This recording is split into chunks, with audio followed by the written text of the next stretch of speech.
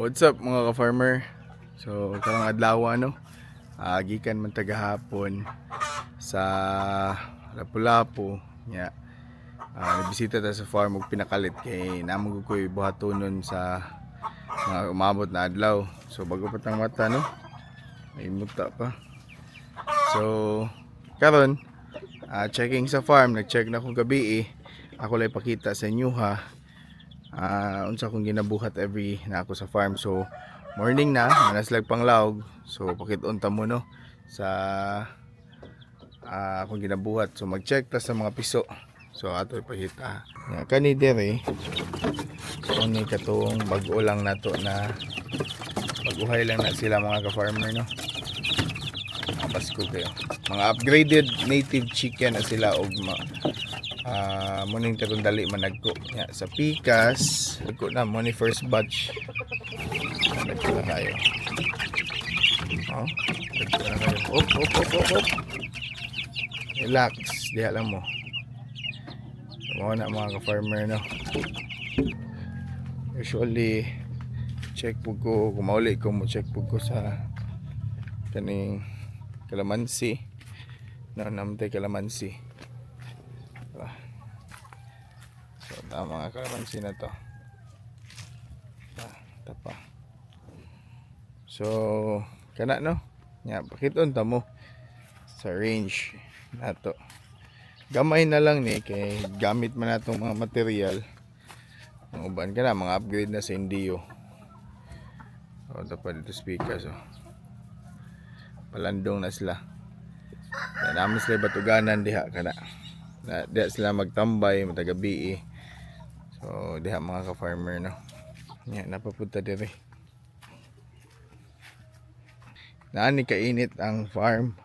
I mean sa Olanggo ba. So tara. Dire. Nada atong crayfish. So mo ra gina akong ginabuhat every time na ako dire Nya.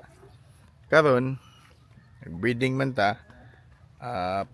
Pinakalit lang pakitunta mo sa atong mga na-produce na ba nasa hatchery. So makita mo sa yun sa pag-hatch. Ito ipakita bablo.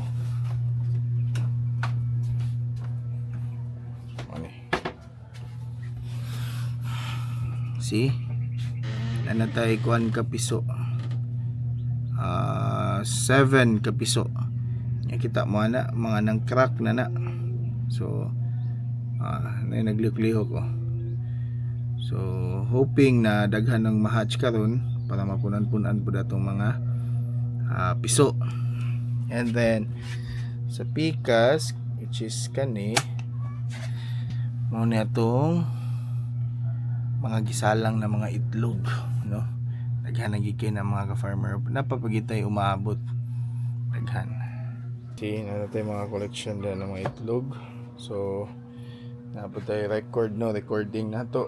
So muna ang importante kay ni sa farm kay kailangan tani na natay data always So mo ra gid ang usual na ginabuhat nako diri sa farm nato. After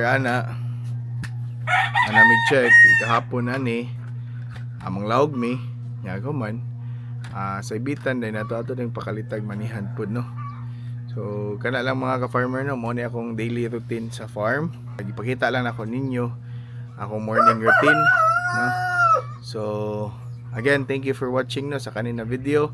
And then I hope you like and share.